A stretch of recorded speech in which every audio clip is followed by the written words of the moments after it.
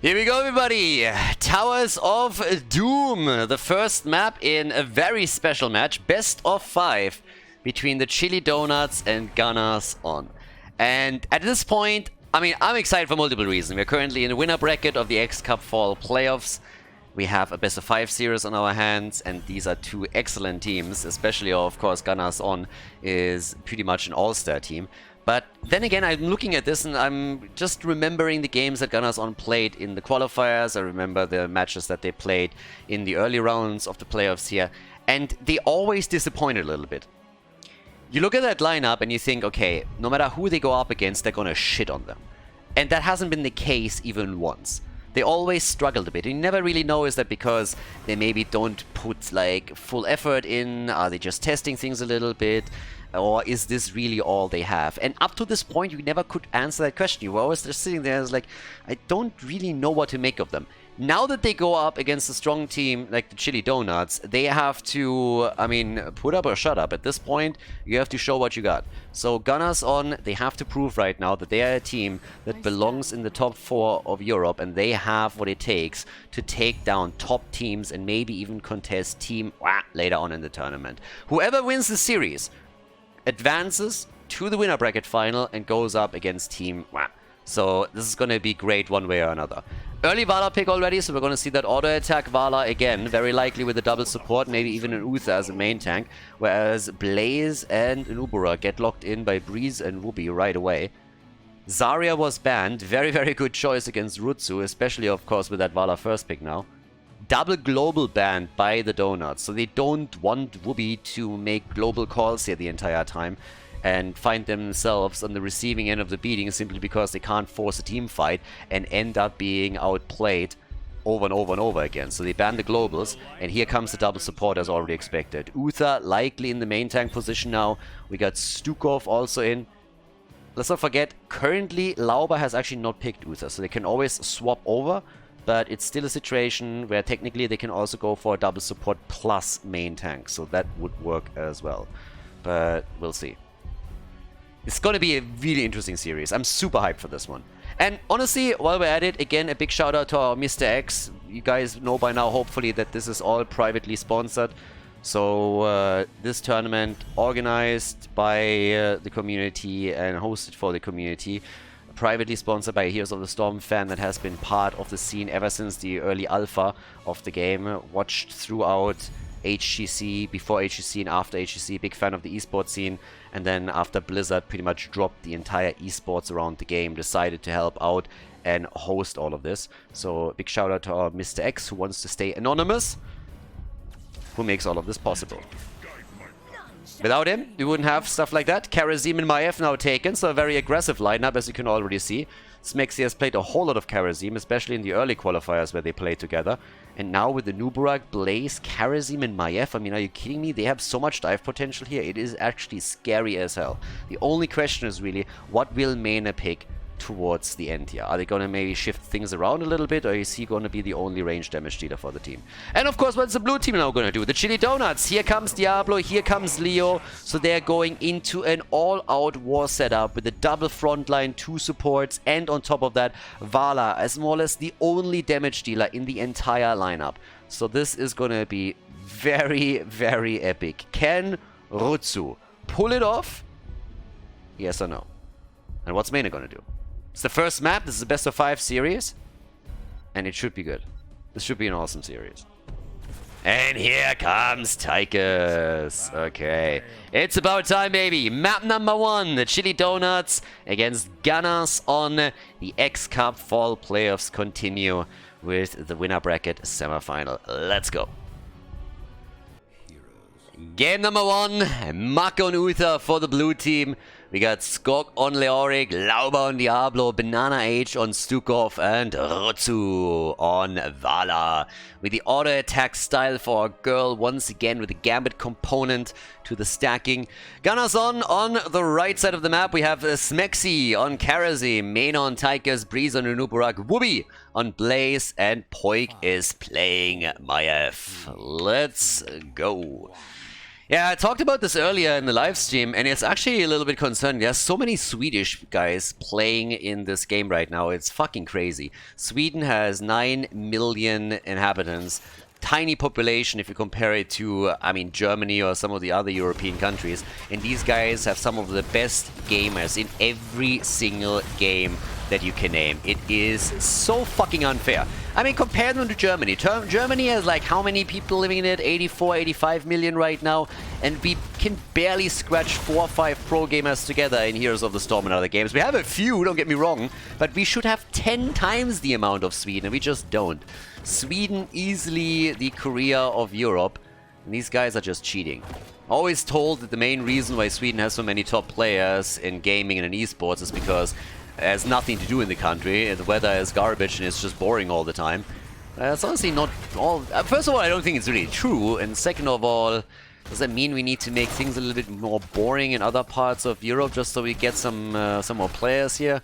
I don't know what the solution is, but whatever the case, every single game the Swedes are just reigning supreme. It's scary. It's really scary. These guys are just way too good.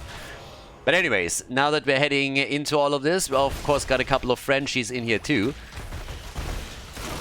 A little bit more than that even. But as it stands, we have now pretty easy split between them. One of the problems, obviously, when we're talking about other countries like Germany is also that the internet is still very new for the Germans. So that's a bit of a problem. How you doing, Angie? But with that now... Ooh, Lauber, careful. With that, we are going to focus our full attention on the game because I really want to see what Gunnars On is made of. We've seen great games from Chili Donuts. The fact alone that they are currently in the semi-final is pretty incredible because their match against the Hardos wasn't an easy one by any means. That was an incredible series. And that series had everything. If you haven't seen the games between the Donuts and the Hardos in the previous round yet, you owe it to yourself to check out those videos because that was just insanity. Utter insanity. Some of the best games that we've seen this year so far. But now that they are here in the semi-final, they obviously want to go all the way to the winner bracket final and face off against Team against the current favorite to take the entire tournament. But first they gotta go through Gunnars On. And Gunnars On, they have a lot of star power here and start things off with a kill. Poig is trying to get away, but he gets murdered by Rutsu. Good counter kill, but the camp still claimed by Gunnars On. So they are able to take the camp. A whole 5 men now sitting topside. And that allows for a lot of space for Mene and Smexy to do damage at the bottom. They take both of the towers down here. Nicely done. Yeah. Really, really well done here. And obviously the rest of the team was also slowing the rotation down a little bit to allow them to get all the damage connected. Mene with the bigger they are on his level 4 against Diablo. And it seems like they're absolutely okay sacrificing one of the altars. Poik has taken the one at the top right. And look at Wubby. Wubby with his sneaky attempt to lock the one at the top left in. That didn't work. But now they're forcing the battle around this. And Vala is dead. There it is, the first kill against the hyper carry. So now she loses some of the attack speed that she got through the Gambit on her level 1 talent. Well played, good grenade there towards the end by Mene too. And they're guarding Smexy as he goes for the channel, and Gunnars On really is able to walk away with the lead as the game starts off 32 to 36 points on the core now. And they are ahead by, well, not quite a level, but still. Significant amount of experience that grants them the early level 7 too. So, a solid start by the red team, I gotta say. I am kind of relieved a little bit that they're not getting murdered here. That was the thing that I was afraid of a bit. You look at the name of the players and you're like, yeah, these guys, they're gonna make it real far into the tournament. They're definitely one of the contenders to win it all. But then you will look at some of their games and you're like, it's not really as dominant as I would have expected it to be. What can they do against the top team? And the fear was always that they go up against the Hardos, Chili Donuts, Team Wow, someone else, and get absolutely slapped around. But, as you can see, that's not really the case. So far, they haven't been whipped into shape by anybody. But we have a little bit of an aggressive move by the blue team now, and, well, the caster curse strikes hard, because there's the kill against Breeze at least. So he's down, the rest of the team survives, but the pressure at the bot lane continues. The Chili Donuts... Ooh, cool as a cucumber, making their way through the bottom minion waves in an attempt to maybe even convert that bell tower or start the conversion. They get the stun combo set up against Whoopi. And Blaze is alive. Smexy keeping him alive here. And of course the oil spill also helping out. I mean, Blaze comes in, spills oil wherever he goes, and then sets it afire too. Greta doesn't approve. She's angry with him. Then again, she's always angry, so, you know, doesn't mean anything anymore. Top side now, we got Leo ghosting away. Skork, careful. Poik, obviously, with a tether, can always create a new fight. He is the initiator for the team, or one of them. Now with the single altar down at the bottom of the map still up. We're gonna get that battle. 36 stacks for now for Vala. Not really a lot of opportunity for Rutsu thus far to stack his level 1, but of course he's working it as he can. In comes the channel. And with the double support, interrupt. Yeah, they shouldn't stack like this. But this is the opportunity really for Vala to stack. And there's the 7-sided strike. The level 10 ability is already in. And they're making a move with Odin right away. This time we got the lightning breath for Diablo. Vala with a strafe instead of the stun. And the engage onto Lauba as he's trying to go deep, but interrupt the channel once more. But Odin is more or less controlling the choke points time and time again here. The thing is that Maiev had to move towards the top and is just now starting to come in. Poik is even going for the minion wave. They're trying to establish a leading experience as the fight continues at the bottom of the map. Lightning Breath is out. Cocoon has been used by Nubarak to George out on that fight a bit longer. But the channel on the altar has happened and the 4 shots were fired against the red team. Even points on the core right now. And here's the move. 2 against 2 at this point. Really, really well done. And of course on the left side now with the pumpkin camp up again, they're trying to lock it in once more. It's a very even game. Same amount of points on the core, pretty much same experience, same kills. Positional on the map in regards to structures is very, very even. Lauba with a big engage here on the minion, trying to close the distance to Mena. But can't close the gap completely and therefore has to fall back a little bit further. Nicely done. 13,000 damage now for Vala. 19,000 for Boy Tychus. Odin helping out a lot with this. And they want Vala. Oh, but Maiev, the Vault of the Warden. Poik gets away. They're moving to the back line as Smexy was trying to pressure Rutsu a little bit further. And you have to keep in mind, every single kill against Vala is a huge win. Blizzard changed the level 1 talent. Finally, the auto attack style for Vala is absolutely viable, but a big part of this is the Gambit component. Every single time that Vala dies, she loses 5% of the bonus attack speed. And she already died once, so she's down to 20% at this point. If they can take Rutsu down a little bit further, then even him stacking into the late game is not going to be that big of a problem. So you want to get those kills in. And this is why Poik is threatening it over and over again, why Smexy is looking for that engage. Lightning Breath against Maiev though, and that's a kill. The big barbecue comes through. Strafe is being used. They're going for Breeze. They're going for Smexy. Skork is coming in from the side with a big entomb. Breeze is about to die. They get the kill. Oh, Breeze is alive! What? Breeze is alive, makes it out of the fight. Instead, Leo dies, and even Smexy makes it. What the hell? How did a Nubarak not die in that encounter? That's just insane. One altar was already channeled by Gunnars on 28 points on the core for the Donuts. They're trying to get the channel down here. Banana H gets interrupted, but Mene gets blown up. They need to retreat here. They can't fight this battle any further. 4 kills against 3, level 13 on both sides, and once again the same points on the core. And the pressure plays at the bot lane continue. 13 to 13. And oh, the fight is still raging on, but we're going to take another look at that last engage. Guys, take a look at this. Look at it. Look at Anubarak. I mean, he's pretty much dead at this point. Right there, he's pretty much dead. Even a 7-sided strike, and then he dives through everything away from the damage, survives the pressure, and they get the kill against Leoric. Didn't help them to get the double altar. They only channeled 1, but still, it is such an even game now. Obviously, pressure in the mid lane has already caused the bell tower over here to lose some of the hit points. Bottom of the map, the plays for the pumpkin still continue. And here's the full force of the blue team as they're moving in, forcing the battle and just stealing it away. And Gunnars on disengages. Gunnars on just disengages and says, well, see you later, guys. We're not going to fight on this one. We are not going to die for a couple of pumpkins. That's just not happening.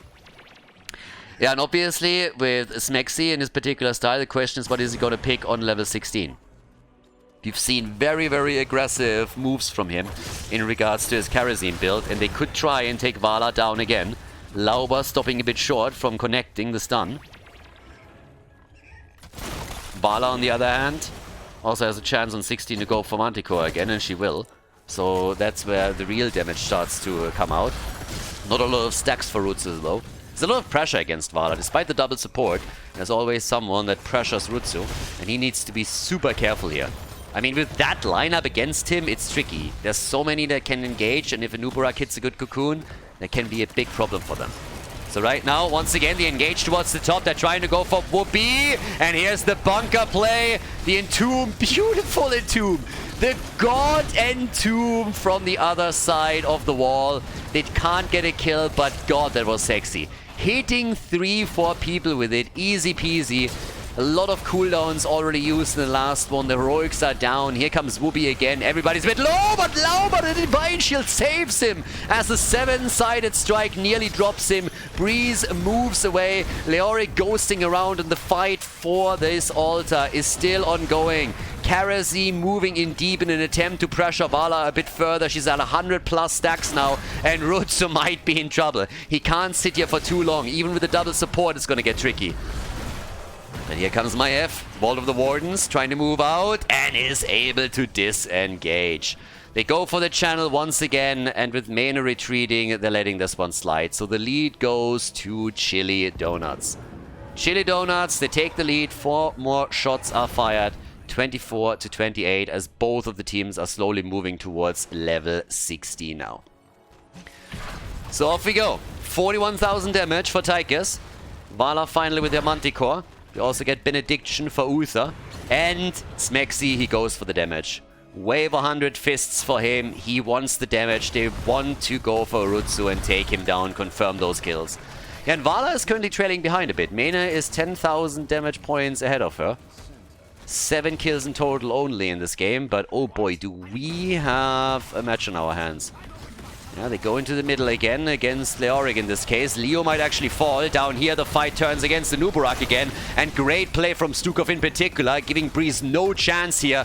And they gotta move out. Leo didn't die. Nubarak did. They all gotta move away from this. Smexy barely alive. Strafe is getting used. And even with a 7-sided strike, he's not gonna be able to save himself in the long run. Nice moves by Smexy. Good attempt. But it didn't really work out. Gets an A for effort though, but that's about it. Mena dies too, and all of a sudden the Chili Donuts are starting to break through this. The spell has been broken.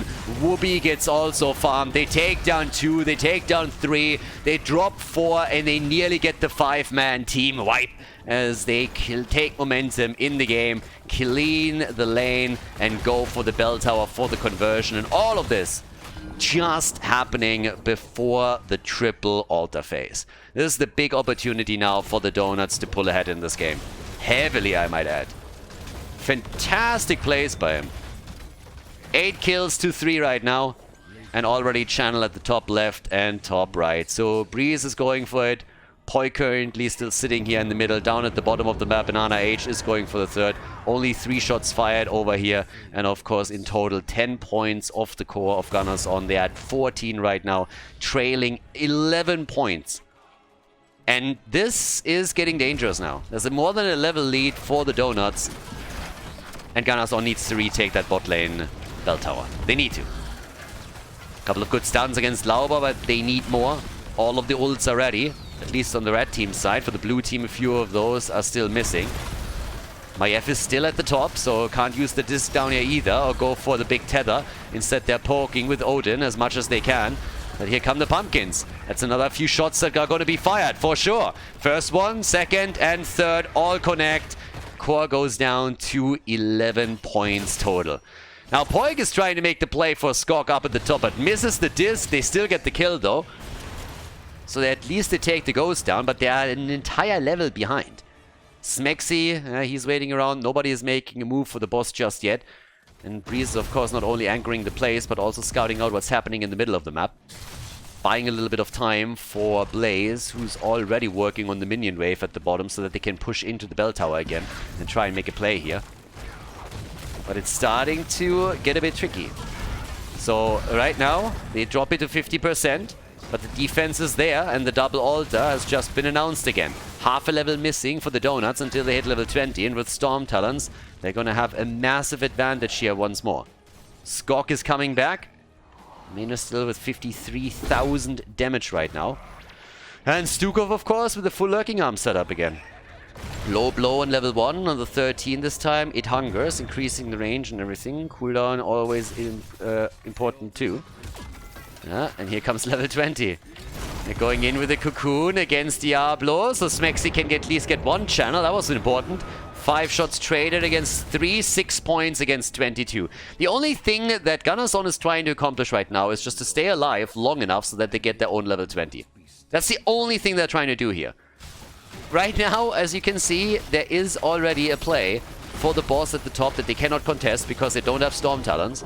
So they're going to drop down to 2 points on the core, which means they cannot lose a single altar. Every single altar now has to be taken by Gunnars or they're going to lose this game. But they have level 20. They get their level 20. Epiphany is in. Big red button. Rewind. Fortified bunker. I mean, they got all of it now. But they are also going up against the Farflight Quiver for Rutsu, who's sitting at 136 stacks on his level 1. And only died once, so he only lost 5% attack speed. That's all that he lost. And of course Leo is now coming in with a Buried Alive, which is definitely problematic. Yeah, the disc missing again. Skok not doing Poik the favor of moving to the left side. Instead moves to the top.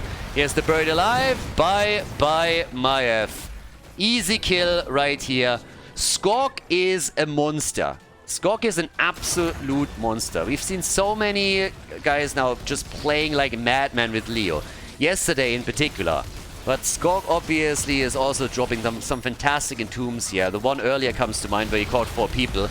But even now, that was a great move by them. Here comes the double altar and they're missing Maiev. Poik has died. He's nervous. He's down for another 40 seconds. And obviously this is a 4 versus 5 battle. It's going to be tough to win for Gunnars, but they have to try. Smexy already low. Here comes the channel attempt on Banana H side towards the left. And they need to fight into it, but this is the end of Breeze, and that just has to be the end of the game. Vala dies, but who gives a shit? They should be able to win this right here, right now. Main is firing away as best he can. Smexy's helping out. It is still a 3 versus 4. The Entomb comes through. Big push into the death zone, and Blaze is dead. Stukov with a big boy plays, and here comes the Divine Shield. The shots are fired, everybody, and that is game. As we have Chili Donuts with the lead in this best of 5 series against Gunnars. Before we head into game number 2, make sure that you subscribe to the channel if you haven't done it yet so you don't miss out on any future content here on Khaldor TV.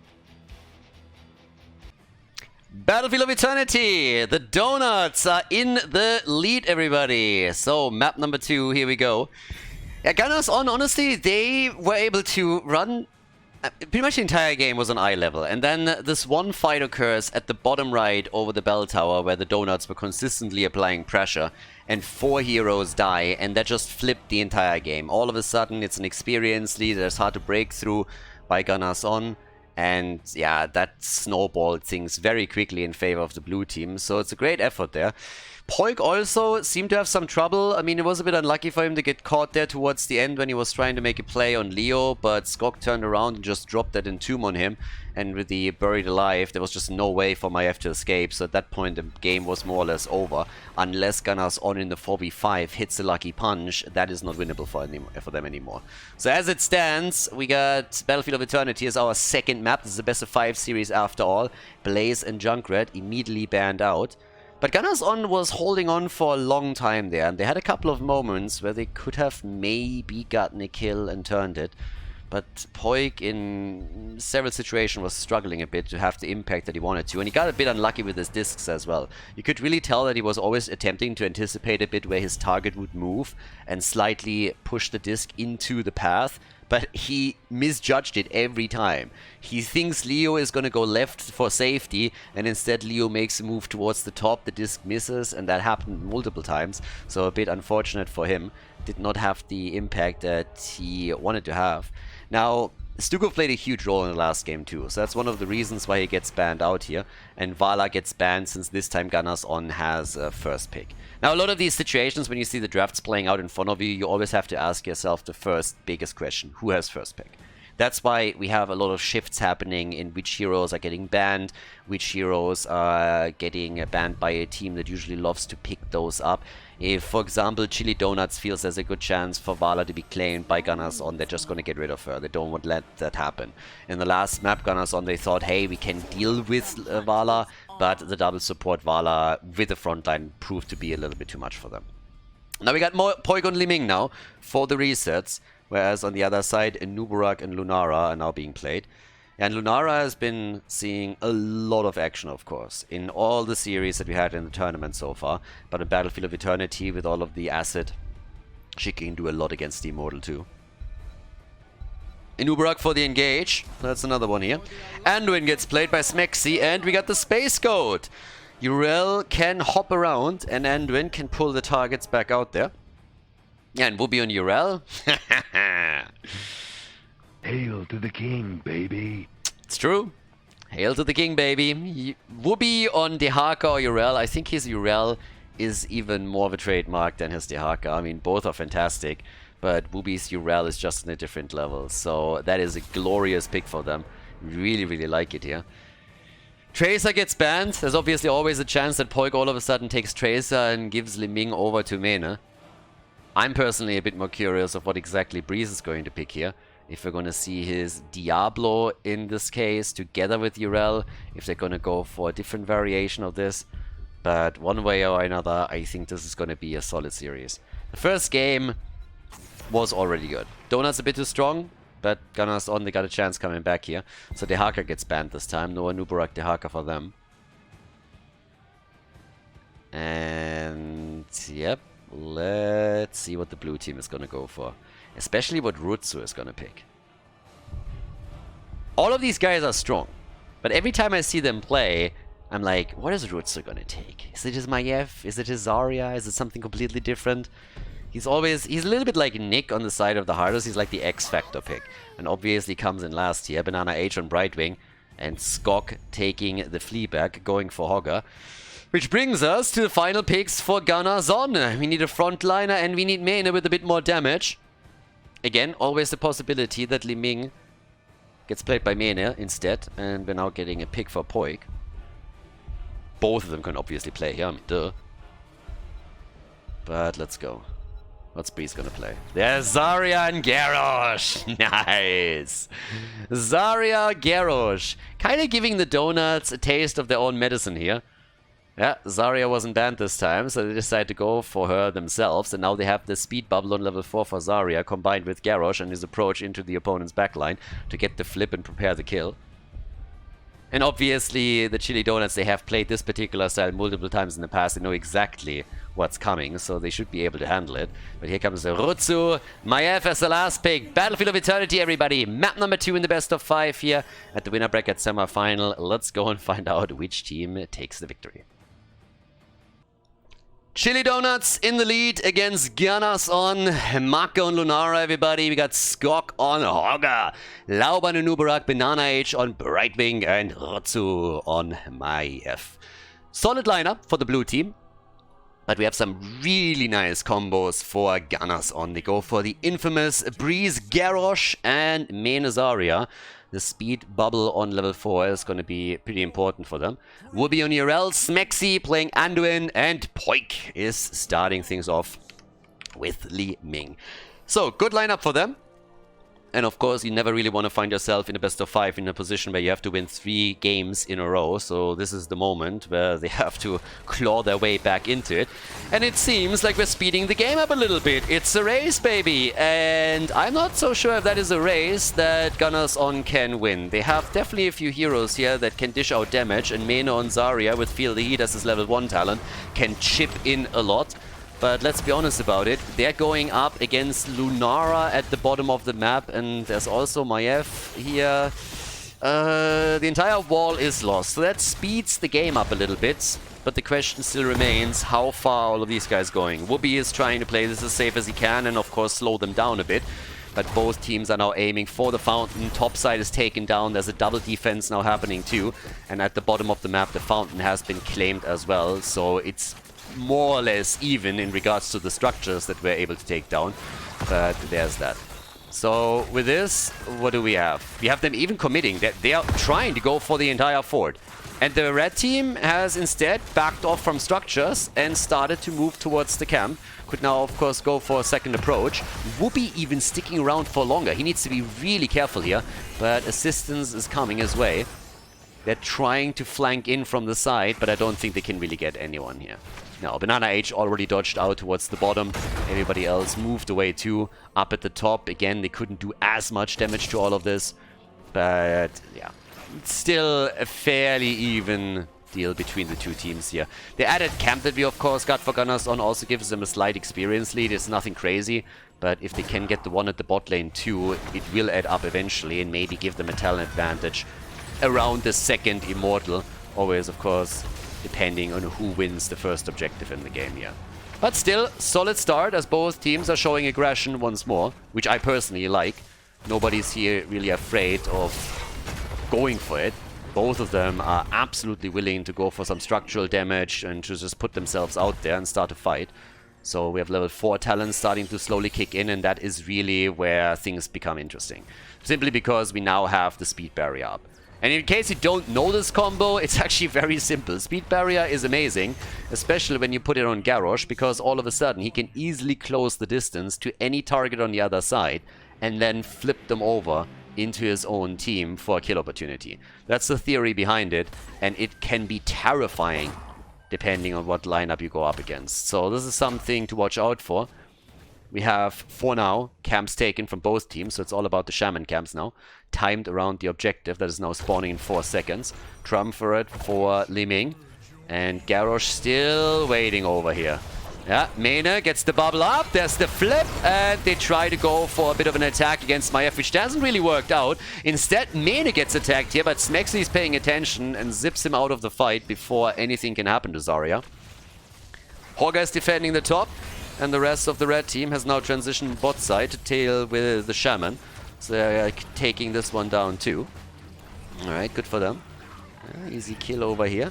Same time now we have the move into the top lane by Hogger, who's just pogging around here and doing his thing with Marco on Lunara. That's a lot of damage that they have, and the red team isn't really able to put the same amount of pressure onto the blue team's Immortal. They're trying instead to go for a kill, but Lauber gets saved by Brightwing. They isolate him again though, and Lauber's in trouble, and this time he dies. A lot of opportunities here to get the kill. They finally lock it in. Rutsu, is the cooldown ready? Yes, it is. And this might be the end of Maiev. Smexy comes in. There's the combo of Li Ming, and Maiev dies. 2 kills for the red team as Gunnars on outplays in the team fight. Locks the 2 kills in. And that was nicely done and might give them the Immortal. But we're not there just yet. Both of the teams still aggressive around it. Especially on the left side where the donuts are now showing up in force again. Lunara is starting to dish the damage out too. But of course, it's damage over time. So the red team successfully claims Immortal number 1. Well done. Well done by them. In an early level 7 together with it, both teams will have the talent for the defense. But now Calamity is part of the equation, and that's kind of important. For Gunnars on, that's actually a big, big deal here. So topside gets pressured by the red team. The Immortal is transitioning through the bot lane, where Brightwing and Lunara are currently attempting to defend. Brightwing can, of course, always move towards the top and help out, and might have to do exactly that, since the Nubura gets already flipped and attacked here. But they are attempting to push in with the minion wave, and Mene with Feel the Heat can, of course, eat a lot of the damage. Brightwing comes in. They haven't really done a whole lot here, but the Fleabag is low. And down at the bottom of the map, Whoopi, he wants to have at least the fountain. And it seems like he is gonna get this one. Maybe not. Can he? Well, yep, there it is. Fountain is down. Now Whoopi has to get out. And he might pay the price for this one. Nah, Muck isn't able to close the gap. So yeah, Whoopi is able to survive. Fountain is taken apart on both lanes. So no sustain on the outer lanes anymore for the Chili Donuts. They have to move towards their own main base in order to pull that off. Another flip attempt by Breeze. Still the 2 kills against 0, so Chili Donuts, they haven't been successful yet in the kill department. Yeah, interesting start of the game again.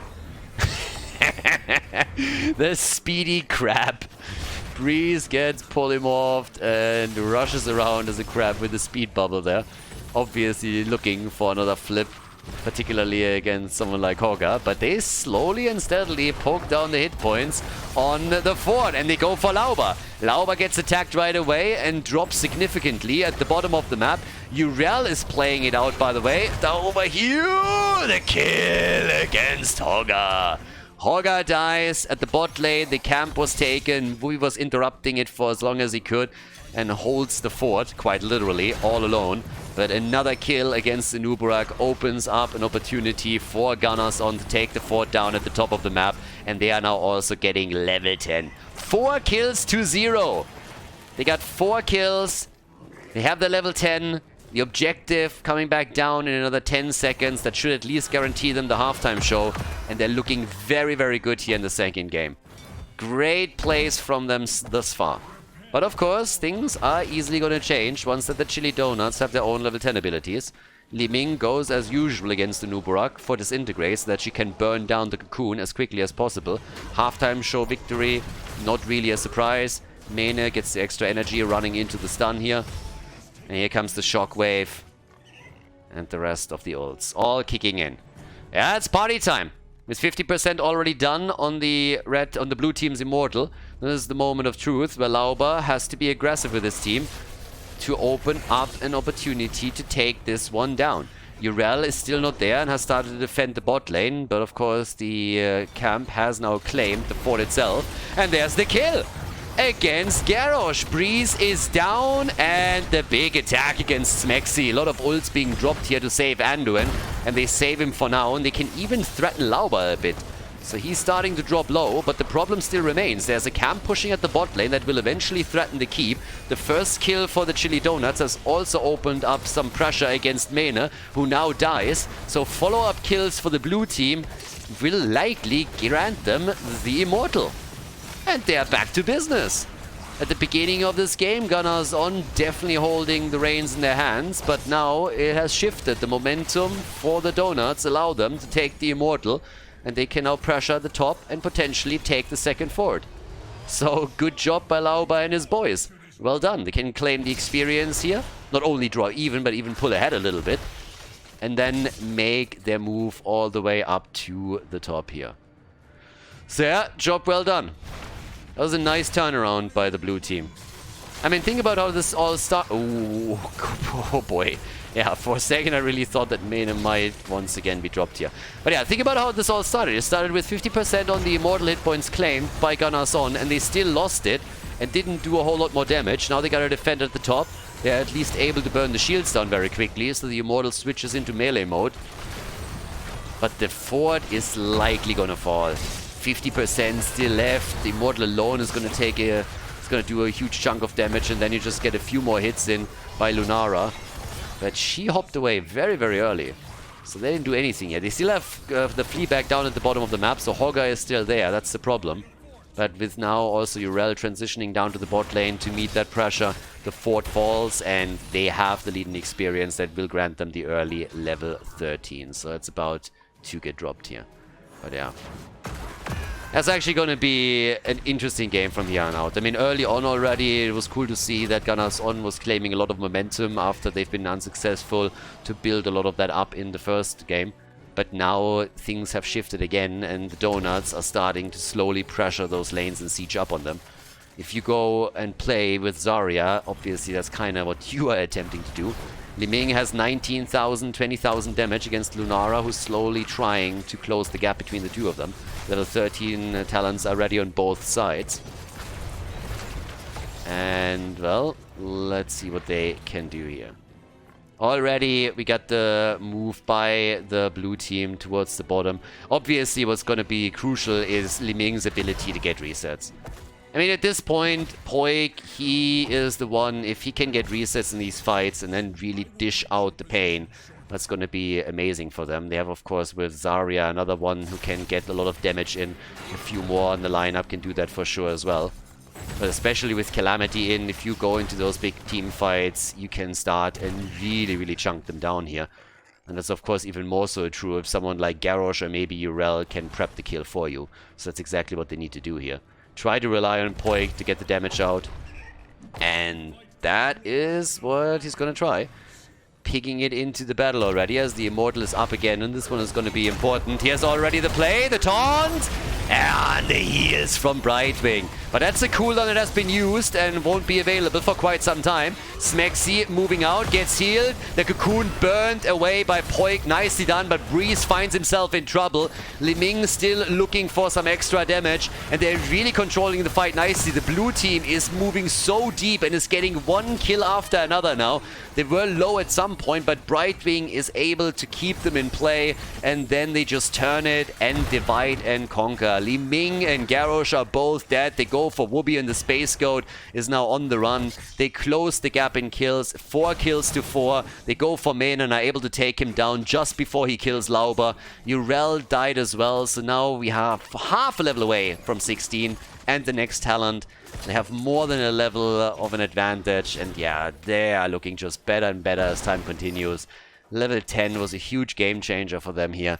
Chili Donuts with the 1-0 lead in the best of 5 series already is starting to put their mark down on game number 2. This Immortal is also going to be very, very tough if this continues. With level 60 now for the blue team, I really don't see a chance for Gunnars on to come in and take it down and win this objective. So very likely they're going to go up against an Immortal with a huge shield. And that will be... I mean, this is going to be a bit catastrophic, I'm not going to lie. Your opponent is level 16, you don't. And you face off against an Immortal with nearly 100% shield. I mean, what is this, 95? That bad boy is going to hit hard.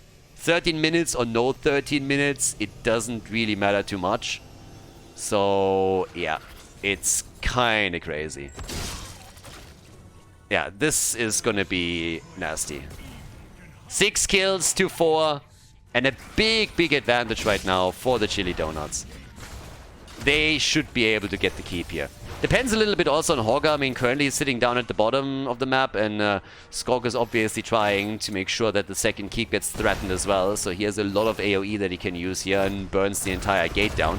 But they're trying to go for the taunt for Lauber, and Brightwing with a save initially, but then a Nuburak dies, and that's the defense setup that Gunnars on needed. They're able to get the kill, and now they might even be able to save the keep. It was honestly, I thought there was no chance to save that keep, like none whatsoever. And they are able to pull it off. Great play by Gunnars on the quick kill against the Nuburak made it possible. The problem that they have to deal with is at the bot lane. The keep there suffered a lot of damage too, so both of them are technically still in play, but they're really low. But you have also to understand that all of this happened with level 15 talents, with level 15 for them, so they missed the 16 talent. So this was huge. This is a huge defense. They defended both lanes. Now they're trying to build up a bit of momentum. And they have to protect those keeps, since both of them are already low. But at least they have the double pull on Anduin now with the Glyph of Faith. They also got the Mirror Ball. Absolute standard build, by the way, for Poik. Start to finish. Can obviously always tinker around with the level 4 talent a little bit, but outside of that, there's not really much that you can adjust here on Li Ming. Not much that you should adjust. Maybe with the exception of the level 10, obviously. I mean, as explained earlier, disintegrate against the Nuburak just makes sure that you always get your cooldowns worth against the Cocoon trait. Outside of that, Wave of Force is just the way to go. But as it stands, the red team has finally an opportunity to maybe bring back some pressure here. They have to defend the bot lane, though. That keep is definitely a juicy target for the Donuts. And they need to create a bit of space here. Here comes the speed bubble. He looks for an engage, but Breeze, he's just chasing them away. They can't find it, but they're able to push them back. And that's half the battle. Create a little bit of space for the bottom keep. Camp hasn't been taken there yet. Actually, it's 1 minute and 20 seconds on the cooldown. I took it earlier. Lunara's at the top and is starting to slow this down now too. So off we go. Bottom of the map right now. Yeah, there we have. Oh, there we go. Hogger, he's going to go for it. He's going to make sure that that keep is going to fall. And Gunnars on, they just say, guys, let it go. We have to win the fight. We have to win the Immortal. It's the only chance. They need to win this battle. Brightwing is low. Brightwing is low, but so is Mena. And he dies on Zarya. Mena is down 5 versus 4 once again. Hogger in the backline already. Everybody on the red team is in trouble. Smexy's doing his best to keep the chickens alive. But they are retreating, and the blue team has full control over the middle of the map once more. 40,000 damage for Lunara. The Chili Donuts, they are just super strong here. They proved it yesterday against the Hardos, and now they are trying to go for victory here. If they take the Immortal, they can easily take both keeps, maybe even the core. One of the main reasons why Gunnars on is willing to fight, especially since the Donuts are getting closer to level 20. It's the only chance you have. Even if it's 5 versus 5, when you lack your Storm talents, it's nearly impossible to win that battle. Breeze is hoping for a lucky punch, but he can't find it. Instead, he becomes the target. Nearly dies. They keep him alive for as long as possible, but eventually Garrosh is dead. 8 kills to 5 now, and this seems to be the beginning of the end. Mena is back to business. The Donuts, they're controlling these fights from start to finish. Honestly, so many attempts from Gunnars on to just get a kill. To move in and get a kill, but they cannot get those final few hits in. Brightwing is always there. Banana with some insane plays. Here comes Poik, but Anduin is dead. At least Lunara gets finally taken out by Li Ming, but she dies for her troubles. The level 20 talents are giving an advantage to the Donuts, and now it is just cleanup time. They go for Mena, they drop him too. They don't even have to go for the Immortal anymore at this point. They could just try and go for core, I suppose. Hogger is already moving down towards the bottom of the map. Has to deal with Wooby here, but with nobody else alive, he can take down that keep by himself. And then the rest of the team is going to move in with the Immortal. Funny as it is, Skork is actually not going for it just yet. Waits for Brightwing first, and they're trying to pressure Wooby as Breeze is also back to business and is trying to slow things down. But with the Immortal now moving towards the top at the 18-minute mark, there's very little hope that they can have any kind of impact on the outcome of this game. Because this one is down to 50%. The entire wall is already gone. At the bottom, it's destroyed. Catapults are now pushing in pretty heavily, and you won't be able to do a lot here. That Immortal alone is already so strong that it's nearly impossible to take it down. Without the level 20 talent for Gunnars on, that is a dream at this point. At least it's a 5 versus 5, but Hogger is escorting catapults towards the core. The keep is gone. Catapults are now going to move in just a second. Hogger is already here. And at the top side, the Immortal is still on 50% HP. They're also making a play for Whoopi on the Space Goat. The Cocoon comes out against Anduin. Poik burns it down with this Disintegrate, of course. But things are still looking pretty dire for Gunnars on in game number 2 of the best of 5. Whoopi is dead. The core is slowly falling. Li Ming, Garrosh, and Zarya, they all die. A 2-0 lead for Chili Donuts in this best of 5 at the winner bracket semi-final. Nicely done. Congratulations to the blue team as we are headed towards game number 3.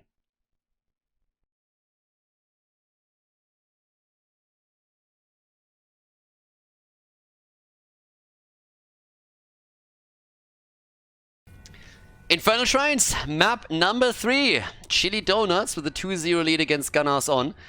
I mean, result speaks for itself, I would say. But it feels that Chili Donuts is particular in the late mid-game coming online, and that beforehand Gunnars on is making some pretty good moves and oftentimes takes control of the game a bit, but then loses it later on. But you gotta give it to the Donuts. It's really weird because if you followed all of the qualifiers, the one thing that you've actually seen is that, I mean, it's interesting because throughout the playoffs, both teams have fallen short of really, you know, like fulfilling their promise or like really living up to the expectations. And I always felt that for both of them, but particularly for Chili Donuts, it was more so a thing of them. I mean, they're sometimes just a bunch of trolls. They're all really good though. And it was always just the big question mark, can they get their shit together for the playoffs? And I think by now we can say with pretty high certainty, yes, they are pretty sick as a team. if they just go full tryhard mode. Because they've done a spectacular job in the first round. Now here in the second round against a team like Gunnars on, they've taken a 2-0 lead as well. So these guys are the real deal here. I mean, this is a team that was formed out of 2 teams. Chili Mountain and the Donuts. Both of them had some trouble because some of their players didn't really have enough time, couldn't make it into the qualifiers and whatnot, so they just merged and have now... I don't want to call it a super team, but it's pretty much just another top team within Europe here. I really hope that Gunnars on takes Infernal Shrines, simply because I want to have more games between the two. That's the main reason here. I think this could definitely develop into a pretty epic series too, but either way, it feels that Gunnars on is always so close of just getting enough momentum to take a victory. Even if they lose it here, they're not out of the tournament, they would drop down into the loser's bracket and could play it out from there, so time will tell. But right now we have the bans on the side lane, so they're targeting Wooby a little bit. Might even mean that they're going into an early Leo pick here. No, they go for Urel. I was actually thinking about mentioning Urel as a pick, but then again, we're on Infernal Shrine, so Leoric is just so good here that I don't... I mean, you're not... The thing is, you're not gonna ban out Wooby. That's not happening. His hero pool is way too big. You can't just simply say, hey, we're going to ban like 3 heroes or take it away from them and then he's helpless. But Leo on this map is just absolutely spectacular, so he could easily go into Leoric. There's some other alternatives too, but they are definitely targeting the side lane. They want to limit his impact a bit. And here comes Leoric as expected. Mena started things off with Lunara. Urel obviously is super strong. I mean, we could see in the last game she had a big impact there, even though they lost the game there at the end. Nubarak gets also banned. I would be more worried about Diablo. Have you seen Breeze's Diablo? Granted, he plays a lot of Nubarak lately, but this is Infernal Shrines after all, and you have a ton of opportunities to get stuns in around the shrines. So I think we're gonna get dibbles here. Diablo and then Poik. We'll see what he goes for. First of all, we gotta get our picks for Macke and Banana H, I suppose. But yeah, let's see.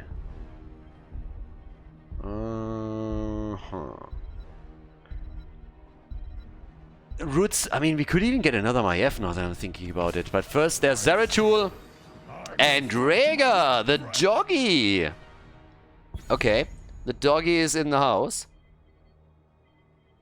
Okay. That's actually kind of cool. So Zeratul with a lightning shield, Rhaegar for the heals. I don't think we're going to get Bloodlust here. Macke could go Mephisto again on Infernal Shrines. That hasn't been banned out. They prioritize Junkrat and Vala, which makes a lot of sense, but gives Macke an option to go for Mephisto. Varian Li Ming! Okay. I expected Diablo, but fair enough. Varian and Li Ming. And apparently we're going to have a little bit of a change here because one of the players DC'd. So we're going to get that in a second. And let's go. So, as expected, as they dropped the draft there towards the end, we had 1 or 2 changes coming in. First of all, Mephisto was indeed taken as the last pick for the Chili Donuts. Not really a surprise there. I talked during the draft already about it, that it's likely the last pick for the blue team. But on the side of Gunnars on, it seems like Poik disconnected, and that's why they locked in... honestly, I don't even know what they locked in there. Was it Li Ming? They wanted to have Jaina. So whatever mage they looked in there towards the end wasn't supposed to be picked and just happened because Poik disked. So Jaina was the actual pick. Varian is still being played by Breeze here. And that brings us into game number 3, which is actually potentially the last map in this particular best of 5. So it's up to Gunnars on to make that happen. Interestingly enough, the Rhaegar pick is not some ingenious strategy where Chili Donuts all of a sudden experimented for weeks on this map in scrims and said, you know what, if we use Rhaegar right here at that moment, then we can get a small advantage. Nope, it is a lot simpler than that. So apparently there were 0 seconds left to pick a healer, and then Banana H was told pick a healer, and well, he picked the healer. And half the team wasn't too happy about the choice. And they were just like, why the fuck did you pick Rhaegar? So the doggy gets absolutely no love here apparently, but Banana H likes him, so that's why Rhaegar is being played right now. Most of the players on the side of the Donuts would apparently have preferred a different support to be picked. As it stands though, we get some Rhaegar action by Banana H. And of course, with Breeze now on Varian and Li Ming played by Mene, plus on top of it Poik, we have a good old sniper setup. There's a lot of CC and slows. You have a Polymorph, you have the slow from Leo, you have the taunt on the side of Varian, and then behind it with Jaina and also with Lunara, two heroes that can really dish out damage, but at the same time have some slows of their own. So a lot of CC available for Gunnars on that can help them to control fights here. And that is a good example. Skok is dropping 50% of his HP because Poik slows him down. Breeze is moving in too. And talking about Breeze, it ain't easy being breezy. A quick pause here on their side. Maybe a bit of a voice comm problem. That happened a couple of times. Second camp, by the way, also taken by the blue team. So now they have gone for both of the Khazras. So they get 2 out of the 3 camps here. We have a cleave build for Zeratul. It's also something that we should point out. So he's not going for the traditional Shadowhunter style. Might even see some changes around level 10. I honestly think it's highly unlikely that we're going to get a VP here. But we'll see. Greater cleave allows them for more wave clear on the objective and then also in those team fights. So that's definitely going to be helpful. Make in this case is going for the Furious Sparks, Lightning Nova. Nick these days on most maps is going into a Skull Missile build that has seen a lot of success too. Both of the builds are viable. We've seen it in the Chinese and the Korean meta too. But with that, Taunt is being played here. And yep, let's have a bit of a look on the other side. Rending Cleave, yeah, full on Cleave build for him. Sometimes you only see the level 1 and the level 16 claim, but in this case he goes all out with it. Mene in the meantime is going for the Frost Shards on level 4, and now that Varian has his Taunt available, that's of course the big one. That's the moment where you want to be together with some of the burst damage dealers, someone like Jaina, so that you can get potential kills if you get the drop on someone. It's a bit unlikely, but especially Rutsu is going to be a good target for them, because he's quite squishy. So once that he starts to go into the back line, trying to get a kill, if Breeze is around and has the taunt ready, Rutsu might be on the receiving end of the damage output and then fall. Down here, talking about receiving some damage, Lauber gets attacked. But thanks to his Iron Skin, he can always walk out of a situation like this quite easily. But the first shrine is now popping up. And with the first shrine, we have immediately the red team taking control and starting the lead on the points. Down here, Lauber is likely not going to make it unless he gets some assistance. He's playing with vision as best he can, buys himself some time, goes for the spray, and can he get away? Unlikely. Yeah, so much for the spray, my friend. So started off well, but then goes down. Talking about going down, the entire wall at the top gets destroyed too, so the blue team decides that they want to do some serious damage without even going for the Punisher. Wooby is all alone for a long time trying to deal with this. Brightwing is helping him out. And as you can see, Jaina able to take Zeratul down. So while Mene is nearly dead, they are the ones dropping Zeratul instead.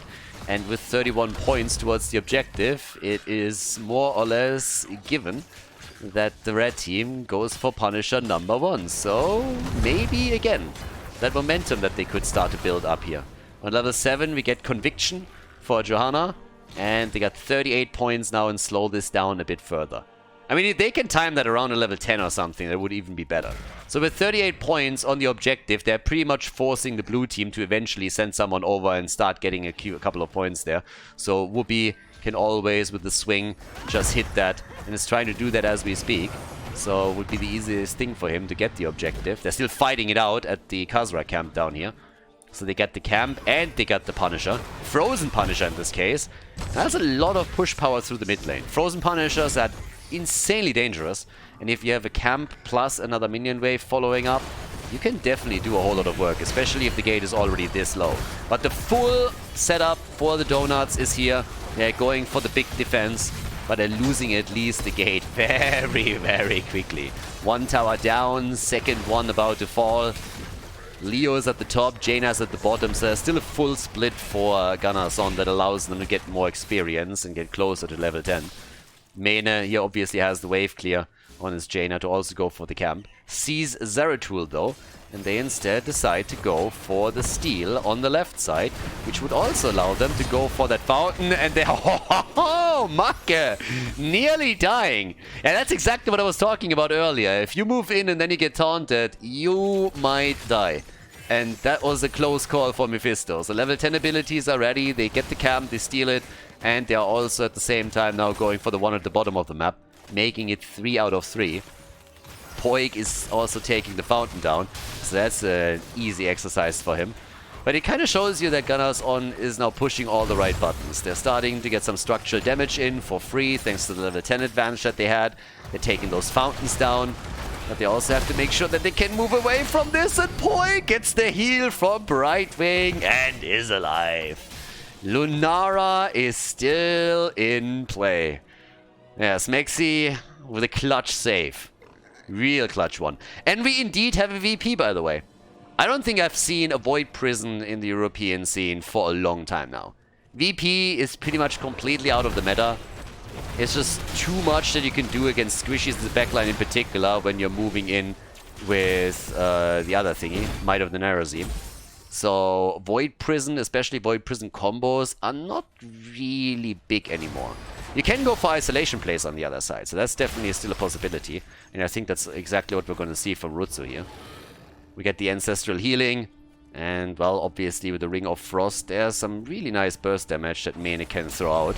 And they're already getting it out against Jojo. Oh my god. Careful here. Mene is about to die, goes down, drops the ring before he falls, and they get the kill on Johanna thanks to it. Lunara obviously sealing the deal for the team. Breeze moving in again, but there's the VP, and that's a good one. Fantastic ult from Rotsu. They go for the kill, they aim for the double, and Poik is dead. All 4 of them are down. Whoopi at the top lane is the only survivor. And he's, of course, in a bit of an awkward spot right now. He's like, guys, what are you doing? What's happening over here? So yeah, Whoopi the only survivor in this encounter, and the blue team once again starts to take momentum. I feel we've seen this movie before. In the early game, domination by Gunnars on. Great moves, good fights, they take the objective, and they're looking fantastic. And then all of a sudden, level 10 is available for both teams, and what happens is that the Chili Donuts, they see an opportunity, they take it, kill multiple heroes, and pull ahead in experience, and start to control the game. So, yeah, I've seen this before. But Gunnars on, can they this time stop the train and fight back? That's the question. And I guess objective number 2 is going to tell us exactly that. Ults are all up, but Whoopi dies. It's fully controlled here on the shrine before he can even make a move and drop his Entomb. Thankfully for him, of course, he's going to be back in another couple of seconds. Yeah, nice ring, hitting 3. Well done by Mene. They're poking out Zeratul too as Rutsu is moving into the backline, trying to get a kill. But the fight isn't over yet. And guess who's back? It's Whoopi. He's going to be back in 2 seconds and could then also drop the Entomb, provide a couple of slows. Entomb is already in, gets the drain on Jojo, no problem for her. They're controlling the space, but it's the blue team that takes the Punisher. Blue team takes the Punisher. Urel needed to move away. She moved to the top, starting to take the minion wave down, and obviously also the camp here. At the bot lane, the Punisher gets defended against now. Both teams with level 13 talents. In this case, we got the Abhorred Skull, and we got the Earth Shield for Rhaegar. Yeah, and as you can tell, 18,000 damage for Lunara now, 20,000 for Mephisto. The fort will fall. 100%. Can they kill the rest of the team, though? Because they're moving in with everything they have. This is a 4 versus 4.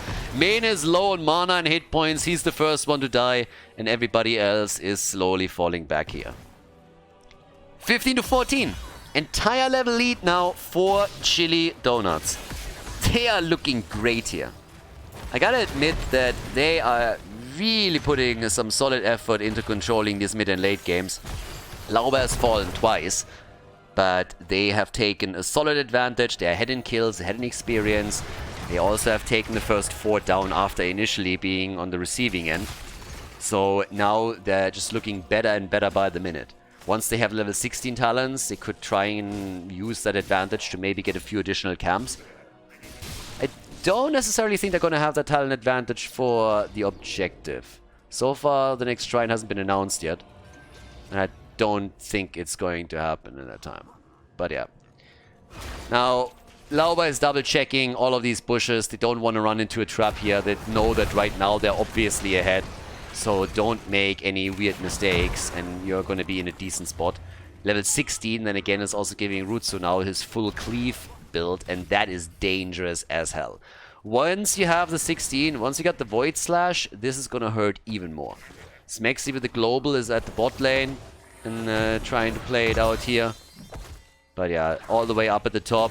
Red team is trying to engage, but this is going to be real tricky. Maybe if Wooby hits a good Entomb, they can make a play. But there's the ring, and Lauba is able to get out.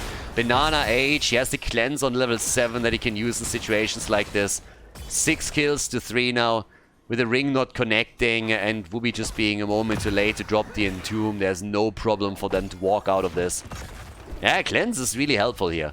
Against Anduin. Now, the problem with Cleanse, obviously, against Taunt is that you're losing the cooldown battle very heavily. But if you wait long enough for someone like Mane to drop his ult, then it's definitely a nice win for you. So that was a good move by Banana Age, and he's been the backbone of the team in pretty much all of the games that we've seen here. Lauba is by now also sitting on 30 stacks on his level 1, so that's a lot of self-sustain that he has.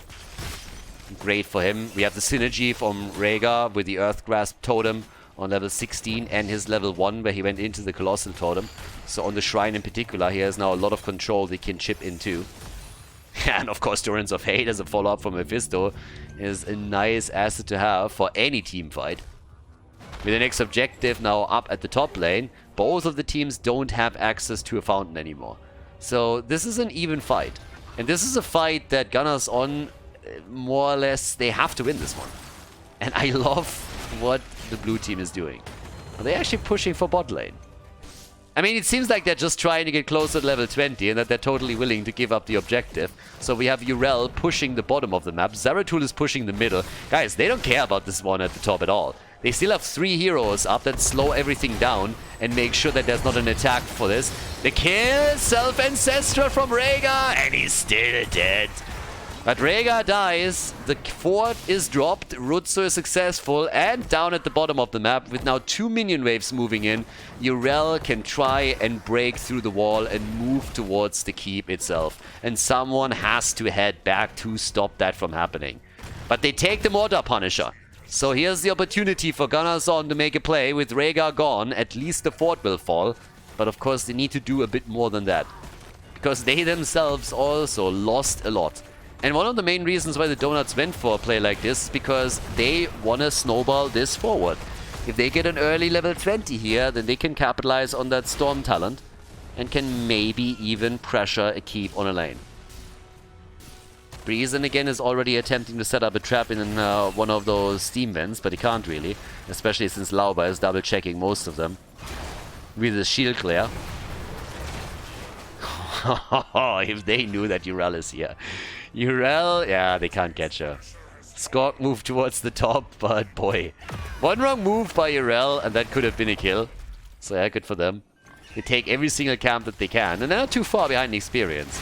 I mean, they're behind, don't get me wrong. But yeah, quick jump out by Lauba is one of the beautiful things when you have Falling Sword. Gives you a bit more opportunities, not only to engage into the opponent's backline and initiate the battle, but also to just simply move out when you're getting entombed or just attacked. Cold Snap, once that it's in for Mane, is also going to be really helpful for him, obviously. That's going to help him a lot to get the cooldown reduction in. Here comes the taunt! Oh, nearly the kill. Urel gets the ult out. There's the isolation on Mane. He has his baseline completed, by the way, so he has an ice block that he can use. But here comes the attack. Mane saved by Smexy once again, and they're all moving out. Good moves by the Donuts. Chili Donuts move in. Once they have that 20, immediately attempt to use that Storm Talent advantage. But Gunnars on is holding on for now. They're holding strong here. Here comes the engage though. The Entomb Breeze in trouble, and so is Wooby. Both of them are about to go down. They are going for Mane as well. Yep, the front line is eliminated and Jaina falls. They're trying to go for Brightwing. Smexy is able to make his way out of the fight, but that keep is gone. There's no way to save this one. Lunara can poke it a little bit with the Thorn of Vines, I suppose, but there's just absolutely no chance that they can hold the keep. Maybe the core is gonna fall here. That's how dire the situation currently is for Gunnars on, and that would obviously end the series and drop the red team down into the lower bracket. 16 seconds for Leo to come back. I guess they might be able to save this one, but it's 29 for Jaina. to join the fight again. This is rough. This is really rough. There's Whoopi. He needs to make a play. He needs to just slow them down here a bit. But once again, the cooldown reduction on the Falling Sword is doing work. Whoopi about to fall. Smexy in trouble. Both of them are low. And Leo is dead. Brightwing falls to Zeratul. And Lunara doesn't look too good either. This is a game. Rhaegar dies, but it doesn't matter. The Chili Donuts move on to the winner bracket final to face off against Team Wah as Gunnars on drops into the losers bracket.